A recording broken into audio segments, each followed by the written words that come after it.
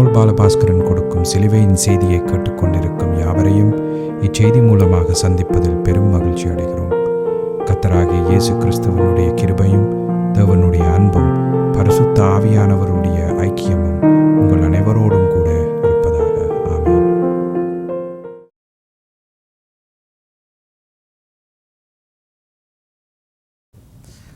நான் போல் பாலபாஸ்கரன். நான் ஒரு இவாஞ்சலிஸ்ட். சிலுவையின் செய்தி என்ற இந்த நிகழ்ச்சியில் என் சகோதரர்கள், என் சகோதரிகள், என் நண்பர்கள் எல்லோரையும் மறுபடியும் சந்திப்பதில் நான் பெரும் மகிழ்ச்சி அடைகிறேன். இந்த அருமையான நேரத்தை கர்த்தராகிய இயேசு கிறிஸ்து எங்களுக்கு ஒதுக்கி தந்திருக்கிறார். இந்த நேரத்தில் கர்த்தருடைய வேத வார்த்தைகளை உங்களோடு பகிர்ந்து கொள்வது எனக்கு மிகுந்த சந்தோஷத்தை அளிக்கிறது என்பதை நீங்கள் அறிந்து கொள்ள வேண்டும். கர்த்தருடைய வார்த்தை என்று சொல்லப்படும் பொழுது எந்த காலத்திலும் அது சிலுவையில் அறையப்பட்ட கிறிஸ்துவை பற்றியே பிரகடனப்படுத்துகிறது என்ற உண்மையை கிறிஸ்தவர்கள் தெளிவாக அறிந்து கொள்ள வேண்டும். ஒன்றில் சிலுவையில் அறையப்பட்ட கிறிஸ்து இல்லையோ வேறொரு இயேசு என்பதை நாம் தெளிவாக அறிந்து கொள்ள வேண்டும். அப்போ வேறொரு இயேசுவை நாம் ஏற்றுக்கொள்வோமா இருந்தால் வேறொரு ஆவி நம்ம முற்று முழுதுமாக ஆக்கிரமிக்கும் என்பதை நாம் மறந்து கொள்ள வேண்டும். அது அசுத்த ஆவி, அது சாத்தானுடைய ஆவி என்பதை நாம் தெளிவாக அறிந்து கொள்ளது மட்டுமல்ல, வேறொரு இயேசு, அது வேறொரு சுவிசேஷம் என்றதை நாம் தெளிவாக அறிந்து கொள்ள வேண்டும். அப்போ நமக்கு தேவையானது சிலுவையில் அறையப்பட்ட கிறிஸ்து. அப்போ சிலுவையில் அறையப்பட்ட கிறிஸ்து தான் உண்மையான சுவிசேஷம். அதனை ஏற்றுக்கொள்ளும் பொழுது நம்ம முற்று முழுதுமாக ஆக்கிரமிக்கிறது பரிசுத்த ஆவி என்பதை நாம் தெளிவாக அறிந்து கொள்ள வேண்டும். பரிசுத்த ஆவி அவர் தேவனாய் இருக்கிறார் என்பதை நாம் தெளிவாக அறிந்து கொள்ள வேண்டும். இப்பொழுது நாம் வேத வார்த்தைக்கு போவோம்.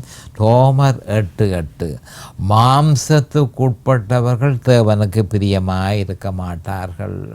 மாம்சத்துக்குட்பட்டவர்கள் தேவனுக்கு பிரியமாய் இருக்க மாட்டார்கள் என்று சொல்லப்பட்டு கிடக்கு. இந்த வேத வாக்கியத்துக்கு நான் தெரிந்து கொண்ட தலையங்கம் அதே தலையங்கம். மாம்சத்துக்குட்பட்டவர்கள் தேவனுக்கு பிரியமாய் இருக்க மாட்டார்கள். அப்போ நாம் அறிந்து கொள்ள வேண்டியது என்ன மாதிரி என்று சொன்னால், அப்போ கிறிஸ்தவர்கள் மாம்சத்துக்கு உட்பட்டவர்களாக இருப்பார்கள் என்பதை இங்கே சொல்லப்பட்டு கிடக்குது. அப்போ கிறிஸ்தவர்கள் அப்படி இருக்கக்கூடாது, அவர்கள் ஆவிக்குரியவர்களாக இருக்க வேணும்.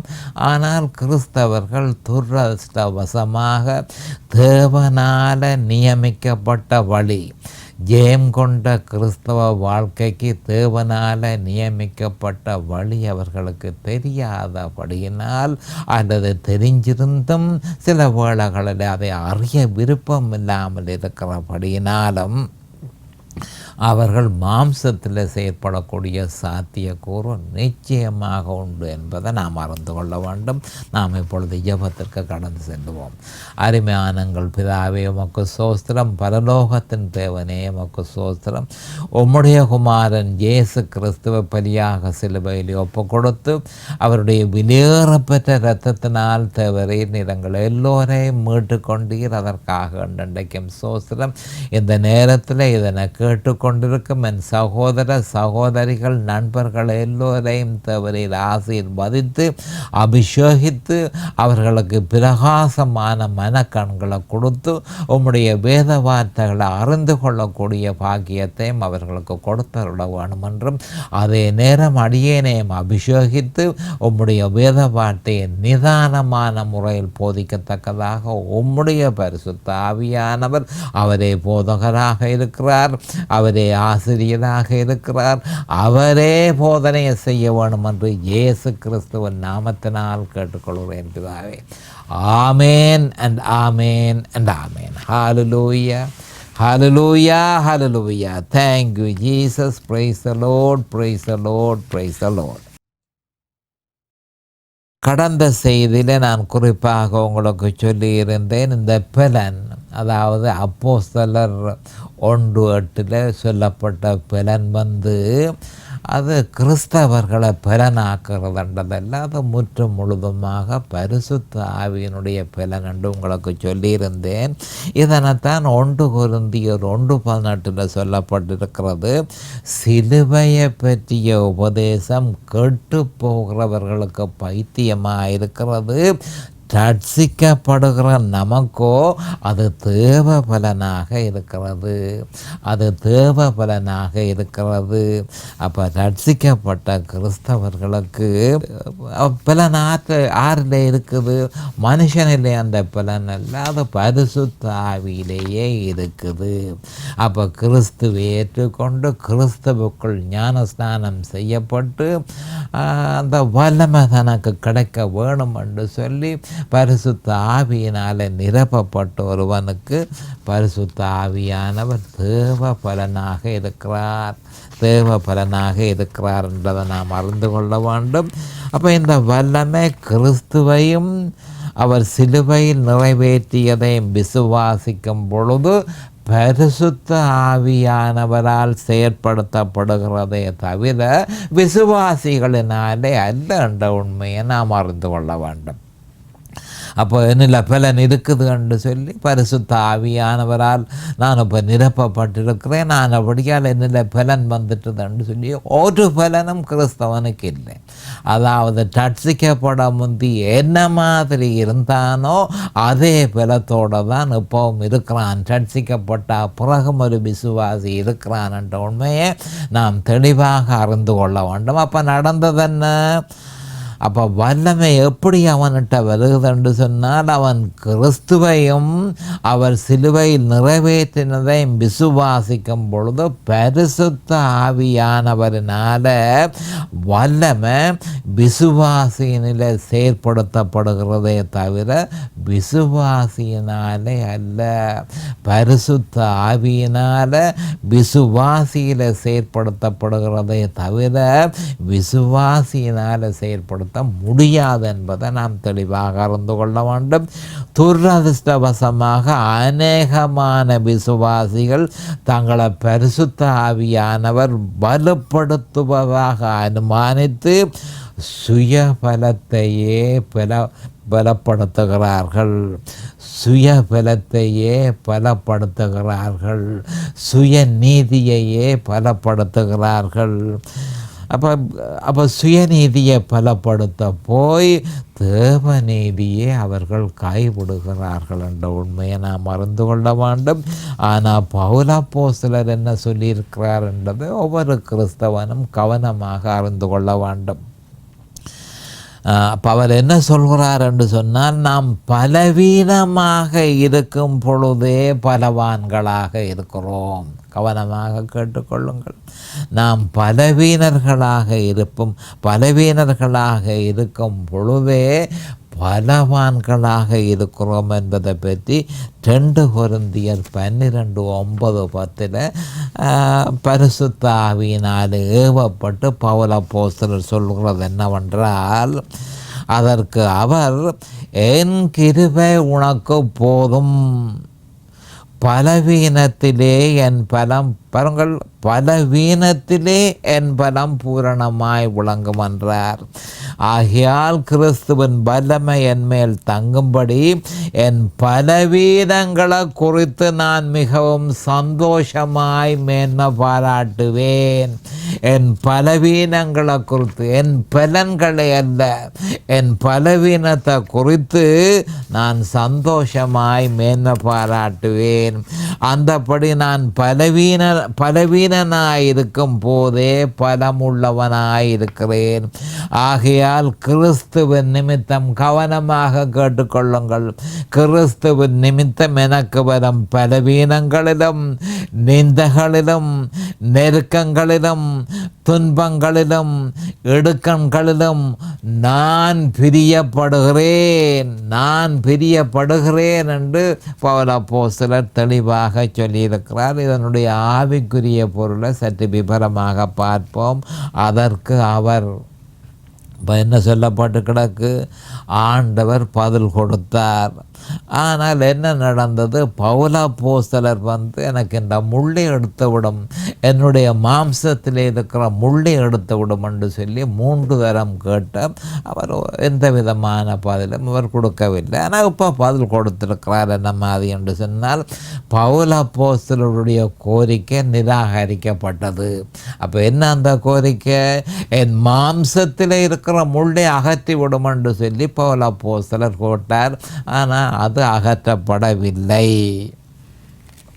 அப்போ அகற்றப்படாமல் அவருக்கு கிடைத்த பதில் என்ன என்று சொன்னால், கர்த்தராகிய இயேசு கிறிஸ்துவிடமிருந்து வந்த பதில் என்னென்றால், என் கிருபை உனக்கு போதும், என் கிருபை உனக்கு போதும்.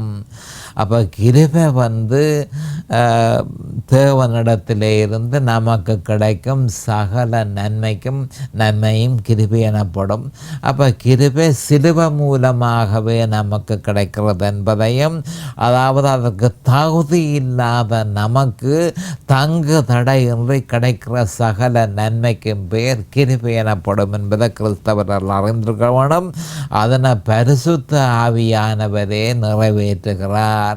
அப்போ கிருபையை கொண்டு கொடுப்பது பரிசுத்த ஆவியானவர் என்பதை நாம் அறிந்து கொள்ள வேண்டும். பலவீனத்திலே என் பலம் பூரணமாய் விளங்கும். அப்போ கிறிஸ்தவர்கள் அறிய வேண்டியது, நாம் பலவீனமாய் இருந்தால்தான் கிறிஸ்துவனுடைய பலம் நம்மில் பூரணமாய் விளங்கும் என்றார். அப்போ என்ன சொல்லப்பட்டிருக்கின்றதை பார்ப்போம்.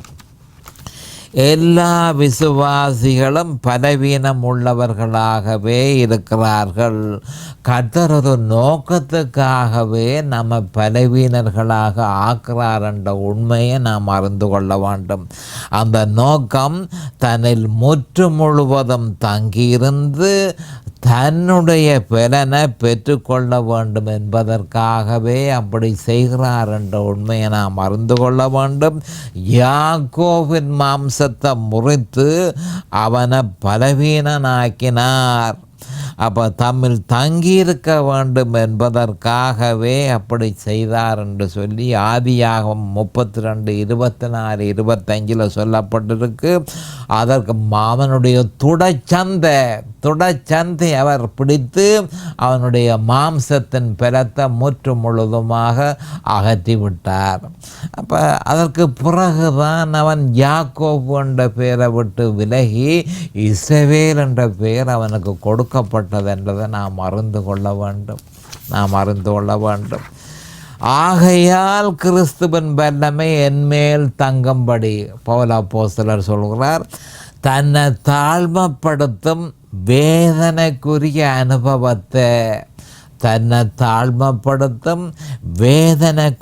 அனுபவத்தை மாம்ச சுபாவத்தின் நிமித்தம் பெற வேண்டியதாக இருந்தால் எல்லா கிறிஸ்தவர்களுக்கும் அது தேவையாயிருக்கிறது.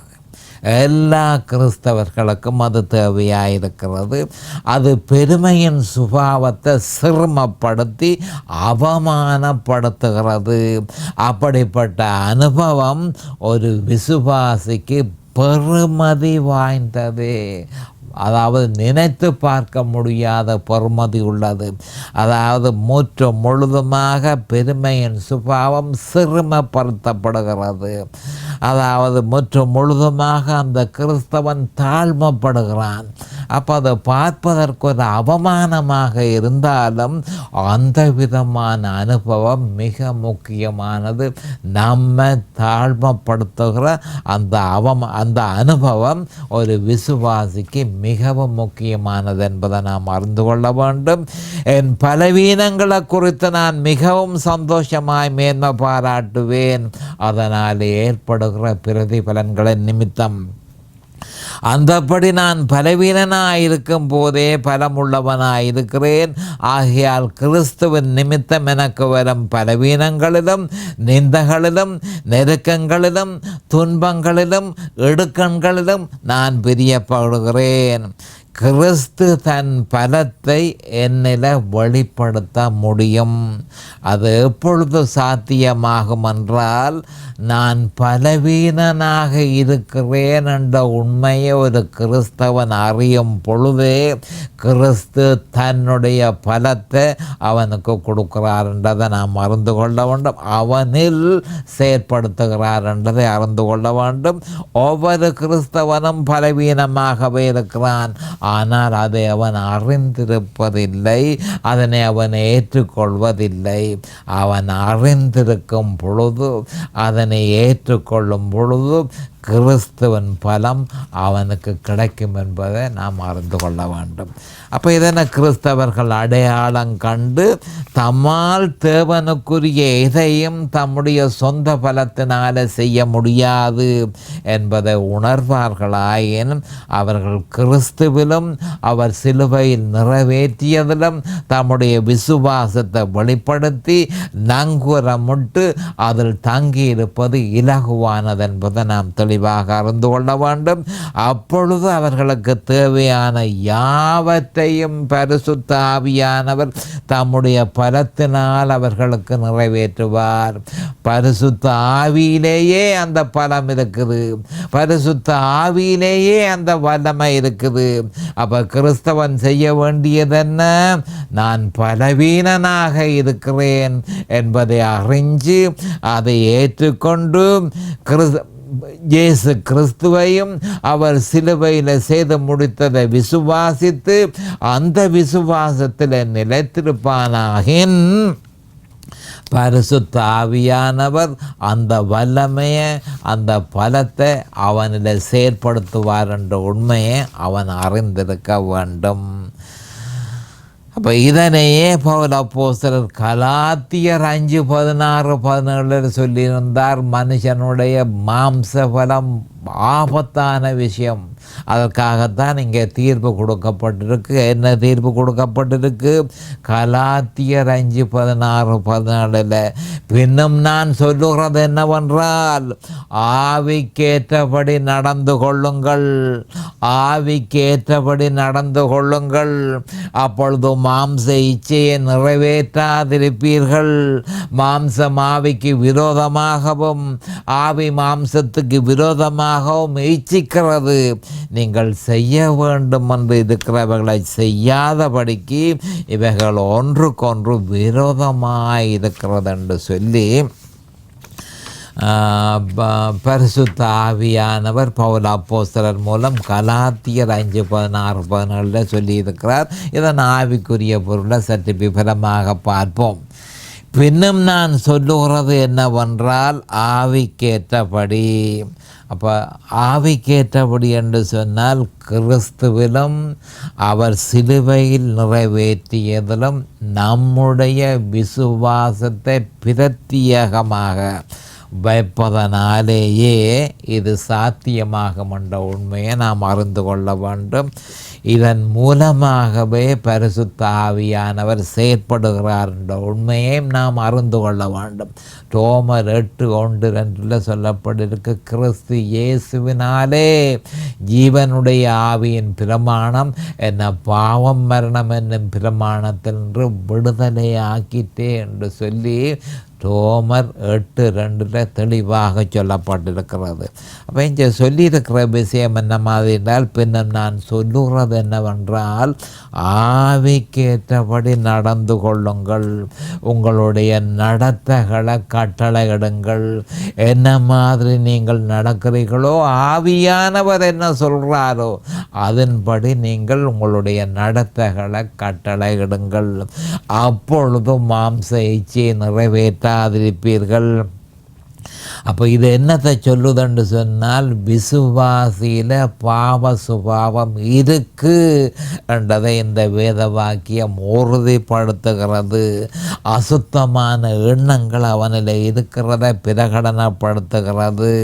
முன்பு சொன்னது போல மாம்சத்தின் இச்சையை நிறைவேற்றாதிருப்பதற்கு இருக்கும் ஒரே வழி நம்முடைய விசுவாசத்தை பிரத்தியேகமாக இயேசு கிறிஸ்துவிலும் அவர் சிலுவையில் நிறைவேற்றியதிலும் நங்குரமிட்டு அந்த விசுவாசத்தில் நிலைத்திருப்பதே ஆவிக்கேற்றபடி நடப்பது என்பதை நாம் அறிந்து கொள்ள வேண்டும்.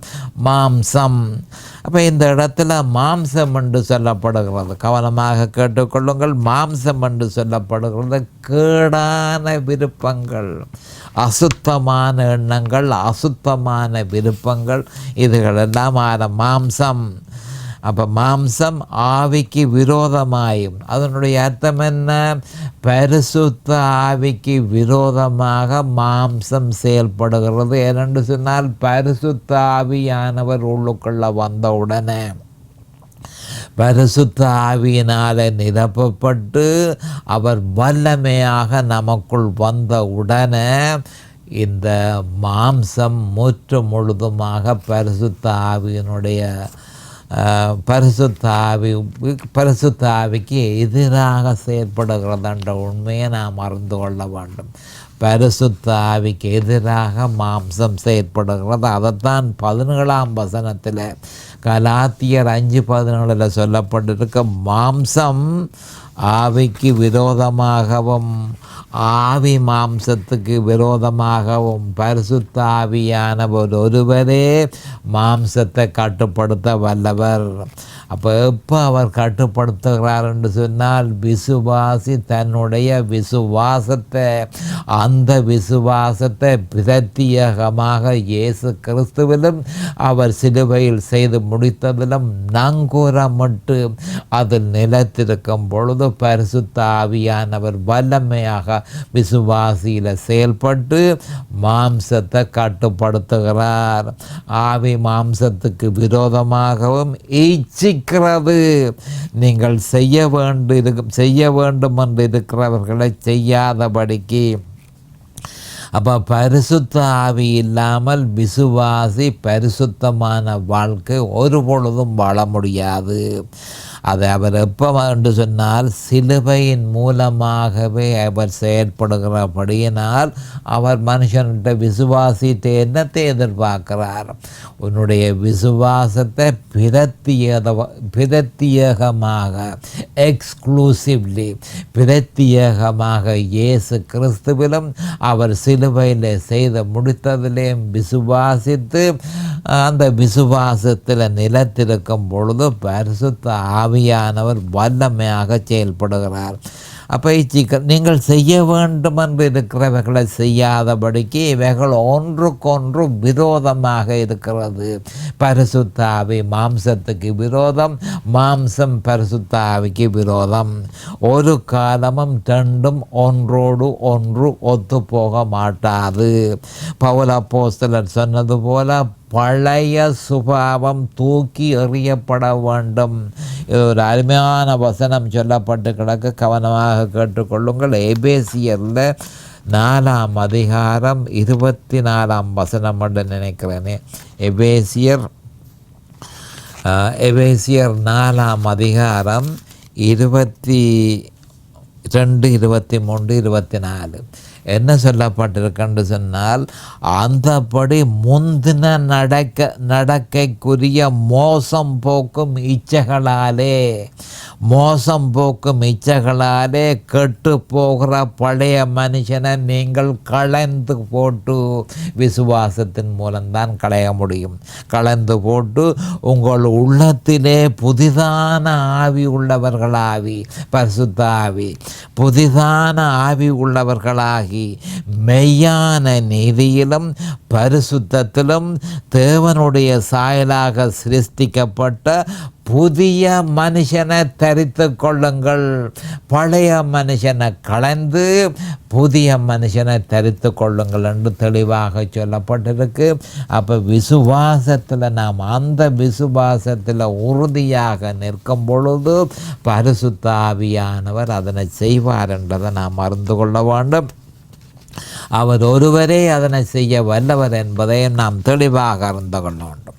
அப்போ மனித குலத்தில் அநேகர் மனுஷர்களுக்குள்ள ஏராளமான, குறிப்பாக நாங்கள் இப்போ விசுவாசிகளை பற்றி தான் பார்க்கிறோம். அநேகமான விசுவாசிகள் தேவனை அடைவதற்கு, தேவனுக்கு கிட்ட அண்டி போகுவதற்கு மாம்சம் தடையாக இருக்கிறது. அவ்விசுவாசிகளுக்கு தேவனிடத்தில் வருவதற்கு மாம்சம் தடையாக இருக்கிறது. அப்போ மாம்சம் ஒரு ஆபத்தான ஒரு விஷயம் என்றதை நாம் அறிந்து கொண்டு அதை முற்று முழுதுமாக கட்டுப்படுத்துறதுக்கு தேவனால் நியமிக்கப்பட்ட வழியை நாம் பின்தொடர வேணும் என்பதை நாம் தெளிவாக அறிந்திருக்க வேணும். அப்போ விசுவாசிகளுக்கு சரி, அவ்விசுவாசிகளுக்கு தெரியும். அவ்விசுவாசிகள் தேவனை அறியாத அவிசுவாசிகள் அவரிடத்தில் போகிறதுக்கு அவர்களுடைய மாம்சம் பாரிய தடையாக இருக்கிறது என்பதை நாம் அறிந்து கொள்ள வேண்டும். அதே மாதிரி விசுவாசி பரிசுத்த ஆவியானவர் சொல்றதன்படி நடக்கிறதற்கு, அதாவது விசுவாசியினால இயலாமல் இருக்கிறது. காரணம் இந்த மாம்சம். அப்போ அவ்விசுவாசியாக இருந்தால் என்ன, விசுவாசியாக இருந்தால் என்ன, தேவனை நாடுவதற்கு மாம்சம் பெரும் தடையாக இருக்கிறது என்பதை நாம் அறிந்து கொள்ள வேண்டும். சோதனை எப்பொழுதும் கிறிஸ்து சிலுவையில் ஏற்கனவே செய்து முடித்ததோட, சோதனை எப்பொழுதும் கிறிஸ்து சிலுவையில் ஏற்கனவே செய்து முடித்ததோடு வேறு ஏதாவதையும் சேர்க்க வேண்டுமென்றும், அல்லது கிறிஸ்துவின் சிலுவையில் இருந்து எதையாவது விலக்க வேண்டுமென்றும், அல்லது விசுவாசத்திற்கு பதிலாக வேறொரு விசுவாசத்தை ஏற்றுக்கொள்ளுமாறும் வற்புறுத்தப்படுவோம். லூக்கா 14:28-35 இதை தெளிவாக சொல்கிறது. அப்போ நாம் எடுக்கிற முயற்சிகள் எவ்வளவு பக்தி நிறைந்தவைகளாக இருந்தால் என்ன, எவ்வளவாய் வேத வாக்கியங்களால் சோடிக்கப்பட்டிருந்தால் என்ன, எவ்வளவு மத நடவடிக்கைகளை உள்ளடக்கியதாக இருந்தால் என்ன, எவ்வளவாய் ஆவிக்குரியதாக இருந்தால் என்ன, அத்தகைய எந்த முயற்சிகளிலும் தேவன் பிரியமாயிருக்க மாட்டார். அதுக்கு காரணம் வெளிப்படையாக இருக்கிறது. நமக்கு தேவையான யாவும் ஏற்கனவே சிலுவையில் செய்து முடிக்கப்பட்டு விட்டதென்ற உண்மையை நாம் அறிந்து கொள்ள வேண்டும். எல்லாம் முடிந்தது என்று யோவான் 19:28-30 கிறிஸ்துவினால் பிரகடனப்படுத்தப்பட்ட பின்பும், கிறிஸ்துவினால் பிரகடனப்படுத்தப்பட்ட பின்பு மீண்டும் நாம் எதையாவது மாம்சத்தினால் ஏவப்பட்டு அதனுடன் இணைக்க முயற்சித்தால், அல்லது அதிலிருந்து எதனை விலக்க முயற்சித்தால், நாம் அவர் செய்து முடித்ததை மறுபடியும் செய்ய முயற்சித்து அவரை அவமதிக்கிறோம். அது மட்டுமல்ல, அது ஒருபொழுதும் சாத்தியப்படாது என்பதனையும் நாம் உணர மறுக்கிறோம். அது கலக ஆவியின் வற்புறுத்தல் என்பதை நாம் உணராமல் இருப்பதென்ன. அப்படிப்பட்ட மனுஷர்கள் ஒரு காலமும் அவர்கள் மாம்சத்தில் செயல்படுகிறபடியால் தேவனுக்கு பிரியமாயிருக்க மாட்டார்கள். விசுவாசத்தினால் அல்லாமல் தேவனை பிரியப்படுத்த முடியாது என்று சொல்லி எபிரேயர் 11:6 சொல்லப்பட்டிருக்கிறது. மாம்சத்தினால தேவனை பிரியப்படுத்த முடியும் என்று சொல்லப்படவில்லை. அந்த விசுவாசத்தினால் மட்டுமே தேவனை பிரியப்படுத்த முடியும் என்று சொல்லி எபிரேயர் 11:6 தெளிவாக சொல்லப்பட்டு கிடக்கு. எபிரேயர் 11:5 ஏனோக்கு விசுவாசத்தினால தன்னை நிரூபித்தான். இப்பொழுது நேரம் சமீபமாகிவிட்டது. அடுத்த செய்தியில் நான் உங்களை சந்திக்கும் வரை கர்த்தராகிய இயேசு கிறிஸ்துவின் நாமத்தினால் நான் உங்களை ஆசீர்வதிக்கிறேன். அவருடைய கிருபையும் அவருடைய இரக்கமும் உங்களுக்கு தாராளமாக கிடைப்பதாக இயேசுவின் நாமத்தில் பரிசுத்த பிதாவே. ஆமேன் அண்ட் ஆமேன் அண்ட் ஆமேன்.